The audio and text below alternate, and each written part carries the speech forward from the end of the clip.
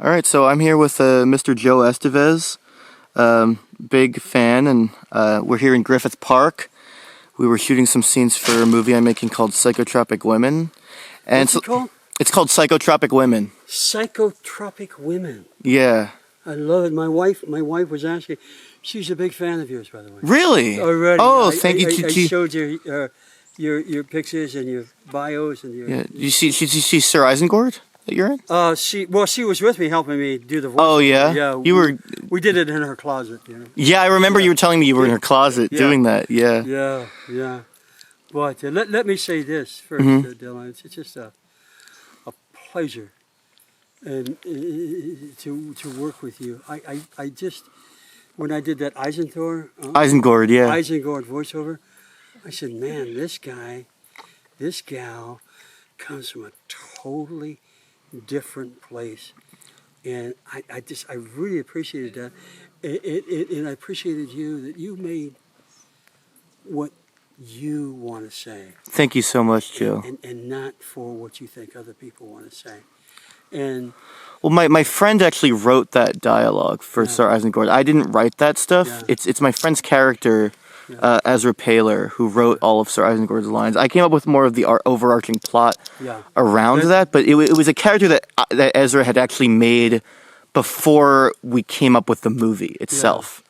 Yeah. And the character itself wasn't, here to there. It was the plot around it and how people took this guy seriously.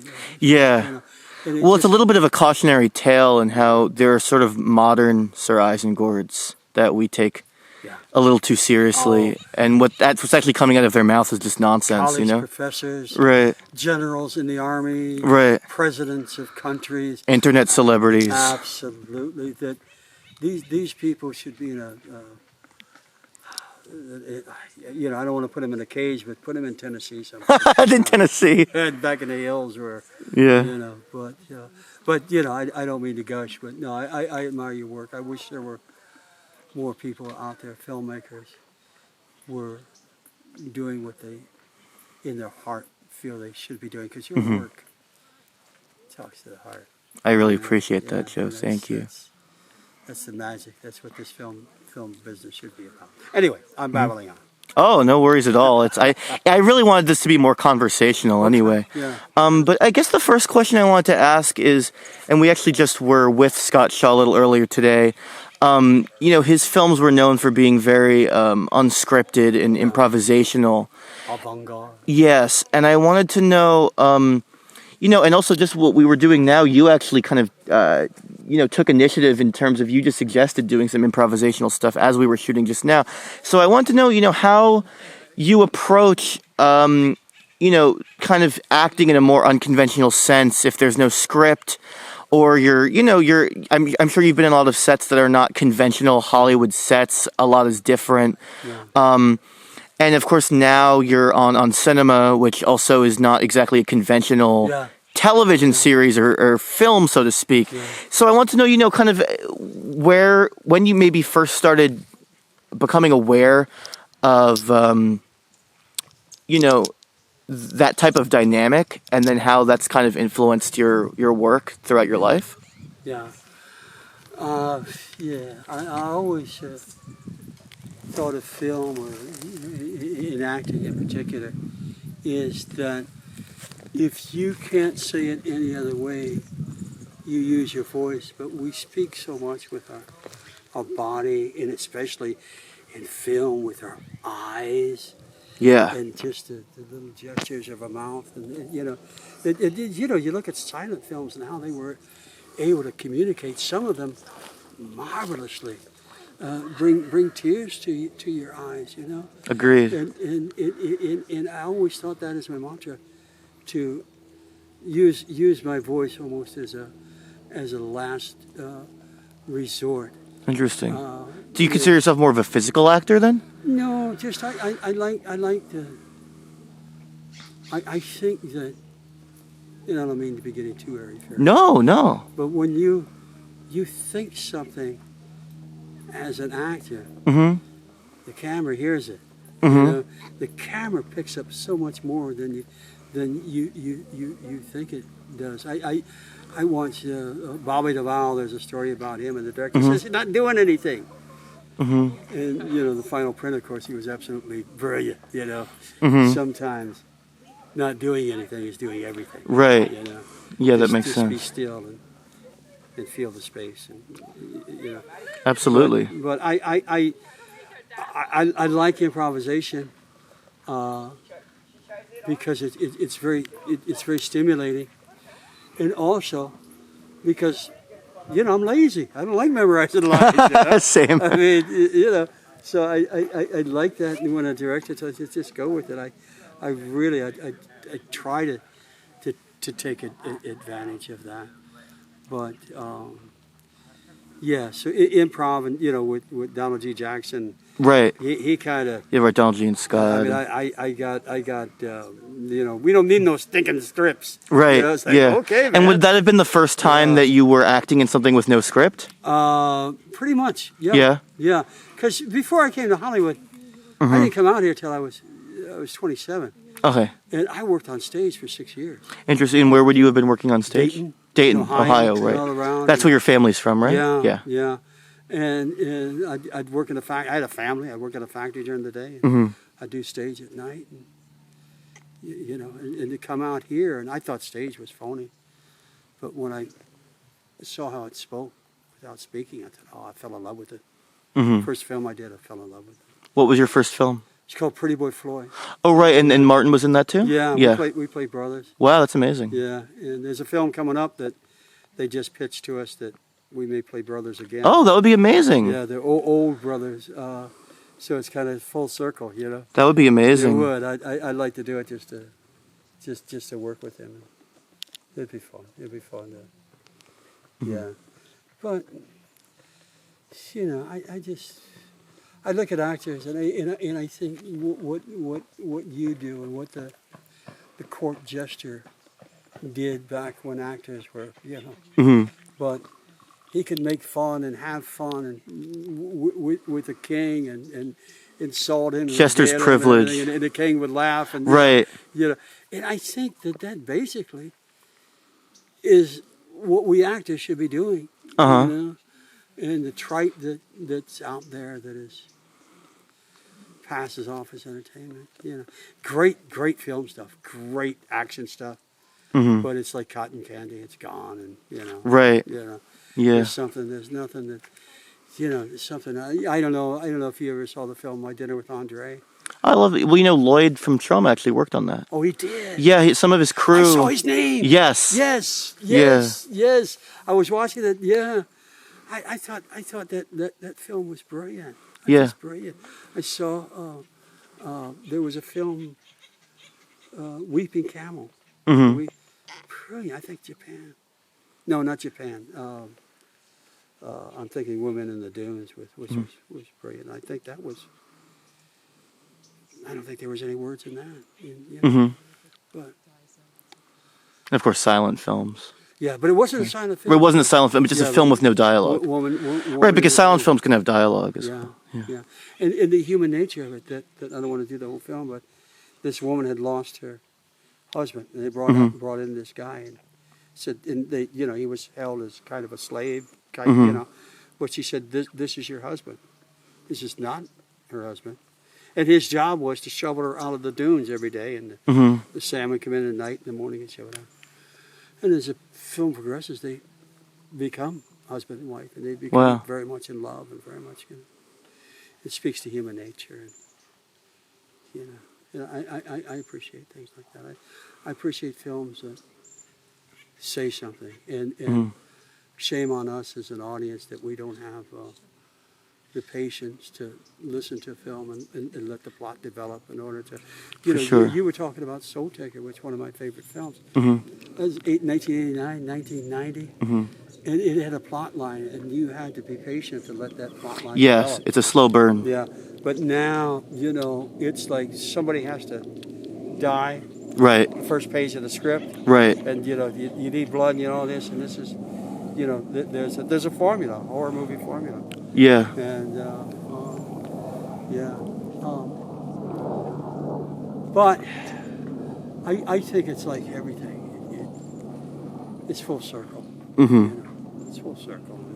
It'll come back, and you know, with filmmakers like you, the audience is gonna realize when they get so full of this undigestible stuff that they're getting now that you know. Well, there are some great films coming out now. There's some great, more cerebral horror films that I've really enjoyed. Yeah.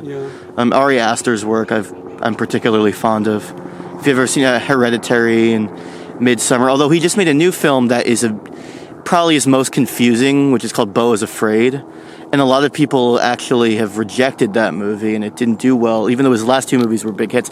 I loved Beau is Afraid, but it's 3 hours long, and it's a lot more confusing. And I do think, unfortunately, people might not have been ready for that. And it was sad to me, because that's the type of film that I love. You know, something that's very cerebral, and it's not going to spell everything out for you. You have to kind of interpret it for yourself. Yeah. I love David Lynch for that reason too.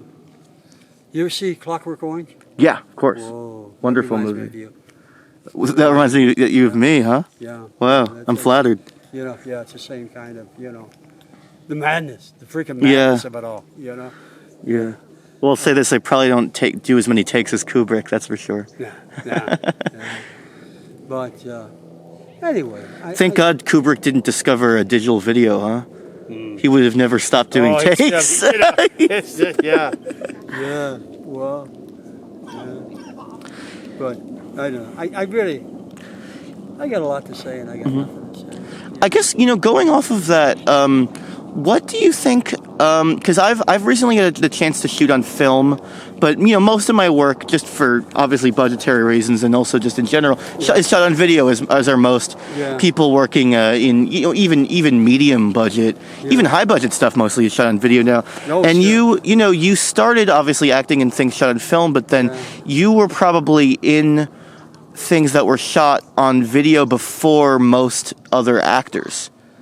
And so how do you think that changed the cinematic landscape in terms of the advent of video, and then it becoming, and then not only video in terms of, you know, that, you know, now you can, you know, blockbuster movies are shot on video, but also video that was made available to consumers, and, you know, what that meant for independent film. Yeah. And I don't think consumers really can tell the difference, you know, between film and video. I don't think they... At this point, it's kind of indistinguishable. Yeah. I don't know if I'm answering your question, but it's okay. When I started working in film, I loved it. I just loved the sound of the film. It's intoxicating. I loved the whole. It was a whole, and you know, in film, expensive, man. You better know your lines and hit your mark, and you better, you know. Now, there's not that discipline. Right. Because today with you, if I go up on a line, it doesn't mean anything.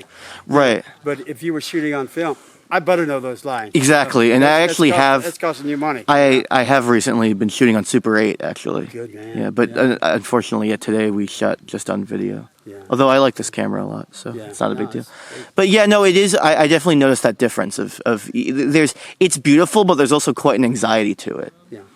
So did you feel that when you began acting in films shot on video, that anxiety was gone, but maybe also some of the discipline? Because, you know, there was a transition where there was film, video. Yeah. And I took them both very seriously. Right. But I think I got a little more, not lackadaisical, but not as disciplined with video. But also, it set me free a bit, to act a bit, and to, you know, it's not, you know, and you know, the director wouldn't stop me, and then he'd go, oh, yeah, I kind of like that. Okay, maybe we can use that, you know? Absolutely, yeah. So I think in that sense, it's a positive thing. Yeah, you know? Yeah. In the budgets, I mean, films that never could have been made. Right, because they were, when you shoot on video, it cuts so much of the cost. Yeah, and gave filmmakers, I think, like yourself, an audience, whereas, I mean, you know, for film and that camera, and, you know, it's like, whoa, man, and then you got to send it off to the lab, and you're not sure what you got until the next day or sometimes next week. Yeah. You know.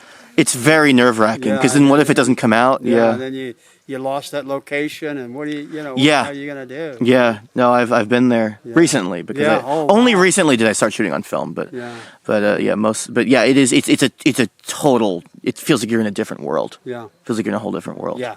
Yeah.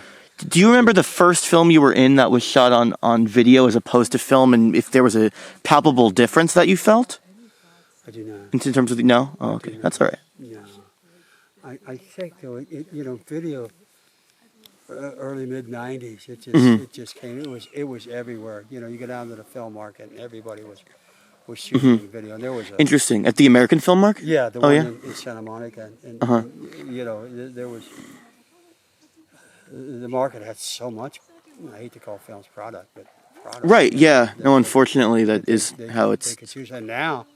That people that shouldn't be are shooting films on their phones. Right. Which I do think to some extent is good because I think I think that then it gives everyone a voice. But on the other hand, it also creates an oversaturation. Yeah. Yeah. But I do encourage people, go out and make something on your phone. If you really have that drive and you really want to make something, you can use anything now. Yeah. There are a lot of people that are just dumbasses. That's also true. That's also true. It's like, oh Christ, And yet you wasted 7 minutes of your life before you said, no, wait, he's a dumbass. But there's a lot of egos out there that are just people that are so full of themselves. I'm not asking you to name names, but would you care to expand on that? In terms of just your general experiences actors and filmmakers, it really, It's a battle of egos for sure. Yeah. Come on, man. I always, You definitely working with you now. This is the second time. Definitely, it's very clear that you do not have a huge ego about this. Or at least it doesn't seem so. You seem to be very much ready to work. Yeah.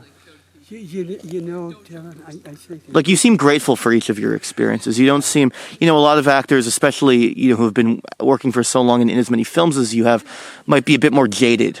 And you almost seem like you still have this kind of lust for life and for making the art. Passion. Yes, a passion. Yeah. And I do feel that the jadedness often comes from ego, and it does seem like you're kind of... You have very little of that. Yeah. Although I could also just be catching you on a good day, a very good day, because you've been extremely positive this whole time. Yeah, God bless you. Thank you. I mean, and I email, and I mean it's going to be great fun. This is great fun, and I told my wife, I said, I like showing my ass. I really did. It was. I tell you, it was a baboon. They took a baboon.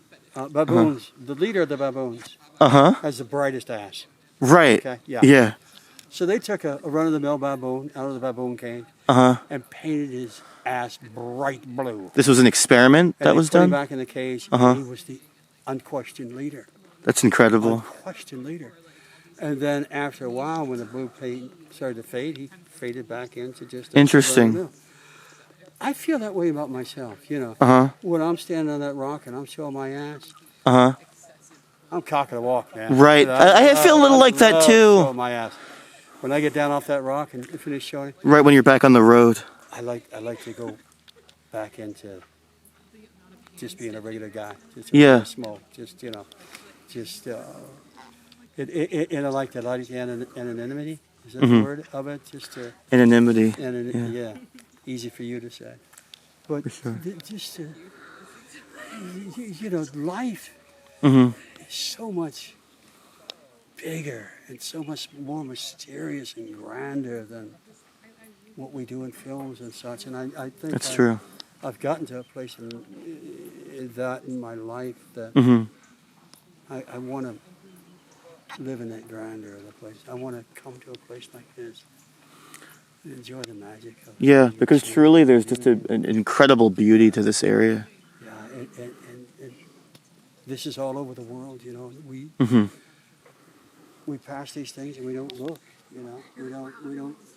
We look, but we don't see, we don't appreciate, you know. Mm-hmm. You know, just beauty, just plain beauty. It's you know, I'm not. I think more often. I was with my brother Martin about 3 days ago. You know, we have a lot more now in common. We've always been actors. We have a lot more in common now, Interesting. being brothers and human beings, than ever being actors. But just the camaraderie and the closeness we have as brothers. Wow. So you feel like as of recently you've become Yeah. closer. You know, there was 10 of us. Wow. Now there's 3 of us. Oh my goodness. And my sister lives in Spain, and so it's just my brother and me. And that's all. That's the only connection I have. He's the only guy that knew me when I was shitting my pants. You know. Right. Yeah. I mean, he was the only. You know. You're talking about Howdy Doody before. Did you two watch that together? Nah, he was gone. He was a little older. In theater and everything. Oh yeah. Oh okay. But you know, he was there. He knew me. Mm-hmm. You know, and you know. That's something that is paramount with me that I really didn't give much gravitas to when I was younger. You know, and who in the hell am I? You know, with the things we did. What the hell is this all about? And another question. You know, what the hell are we doing here? Agreed. Look, I tell you, I see what you have in your life, that you could carry it as a burden or a blessing, and you carry it as a blessing, and you share that with the world. That's magnificent, you know. A lot of people would shudder away. Do you feel that you do that as well? You carry it as a blessing? I do. I do more now than I have. You know, I'm. You know, we're all still learning, but I'm not going to be here that much longer. And when I leave, and I'm okay with that. I'm not okay with pain, but you know, Right. the leaving part. Can I tell you something? Sure. And I think it's on the internet or something. But about 30 years ago, I was broken. I mean, I was doing things that I shouldn't be doing. I wasn't hurting anybody, but Was it self-destructive? yeah, and I was a mess. And So 30 years ago, that would have been 93 about? yeah, right in there. And I went to bed and I always prayed. And I said, I can't do anything. I need help. I can't. I can't help myself. And I woke up about 4:30 in the morning, filled with this incredible love. With this love that just filled me, that just overflowed in me and in my spirit. It was like, oh my God, it was, I don't know how, but it was, you know, what we Catholics say was the Holy Spirit just filling me. It was love. It was so incredibly marvelous, incredibly beautiful. Tears of joy were just flowing down my face and my hands up. Wow. And I was an avid jogger, and I stopped jogging about 4 months before. And I'd gotten fatter than hell, and I got out of bed at 5 o'clock in the morning. It was dark, and I just jogged up the hills into the Hollywood Hills. Wow. Just with my arms up and tears pouring down my face, and I was so in joy. It was just joy. It was just love. It was Lent, and Oh, wow. and in Lent the churches were open, and so you could go into church and you could go into church and That's okay. yeah, and very important story. Oh my God, that yeah. Well, Here, I'll... hello, this is Joe. But so I would go into the churches and I would sit in the back pew and just tears would be running down my face. Just, you know, I was just, and you know, the old ladies thought I was crying because of the way of the cross and Christ. I was crying with joy, but that was the only place I could do it where I wouldn't draw a crowd and people thought Right. I needed to be, you know, institutionalized. But of course, I couldn't live like that forever. I mean, it subsided, but that peace stayed with me, and it's still with me now. It's incredible. So I know that's what's waiting for me when I die. I know. That's incredible, Joe. Believe, I know. I was given an incredibly marvelous gift, and I think that even when things are bad, things are okay. Yeah. You know, this is just one stop along the way. You know, For sure. we got many stops to go before we're done. And you think though, I mean, where the hell were you before you got here? I think about that a lot. I joke to people that I was dead before I got here, but I'm just joking. But maybe in some way, I don't know. Maybe in some way I was. And there's so much. Because that's what I really thought when I was little. I used to tell people, when I was dead, because I thought because the opposite of alive is dead. That was the first thing I learned when I was 3 or 4. So then I started telling people, when I started referring to before I was born as when I was dead. Yeah. Just instinctually, Yeah. I guess. Uh-huh. And of course, people would be very disturbed by a 3-year-old or a 4-year-old talking that way. What do you think about reincarnation? I think it's possible. Yeah. I definitely think it's possible. Yeah. I think a lot of things are possible. I also think it depends on your beliefs. And I don't know. I guess my personal belief is that maybe what we get is what we put out there. Yeah. So if we believe very much in reincarnation, we live our lives with that belief kind of guiding us, then that's what happens. And if we believe in some sort of afterlife and we live our lives with that belief, then that's what happens. And if we believe that nothing happens, then, that's what we get. Maybe it's just, it's about the intention that we put out, They say, if somebody dies in these near-death experiences, they go to the light and Jesus Christ meets them. Uh-huh. If they're a Muslim, Muhammad meets them. Right. So it's, I think ultimately many people's beliefs are quite similar, and it's funny that people have wars over their religions because if we all just recognize that there's so many similarities, that we could all come together. It's greed is, there's more than enough for everybody on this planet. Agreed. But greed, somebody wants more than this other person, and they'll kill you for it. And they'll find reasons to kill you. Either you're black, or you're Catholic, or you're Muslim, or you're gay, Right. or you're bigot, the reasons are out there to kill everybody. Yeah. And just what's going on in the world today. This righteous vengeance, hate. It's just unbridled hate. Agreed. And they're able to put a label on it. Not one side, both sides, all sides. Yeah.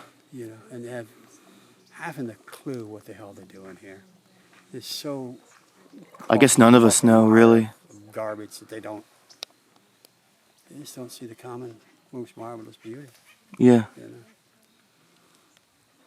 So, I don't know. I probably didn't answer your question. But It's okay. I think that was great. Yeah. I think we got that. Okay. All right. Yeah.